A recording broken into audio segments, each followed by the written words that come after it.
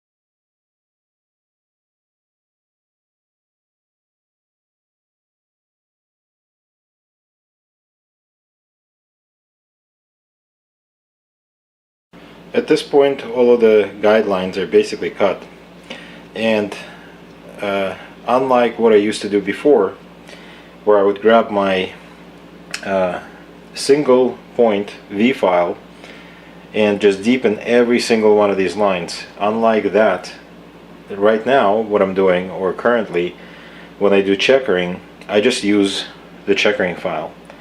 No other files are used, just the checkering file. So because it has the best geometry. So basically what I'm going to do is just continue filing within those lines until all the flats that are currently created between the lines become sharp, come to a point.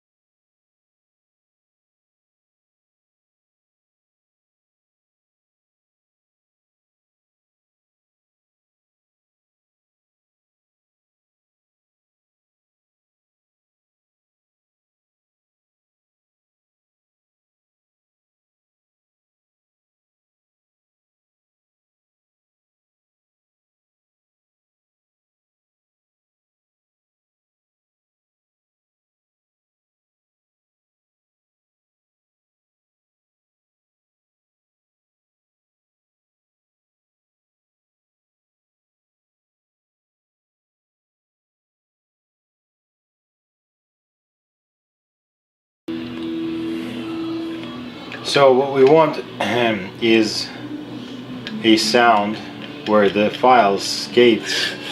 Basically, it doesn't cut anymore. If we find the spot where it cuts, we need to cut it a little bit.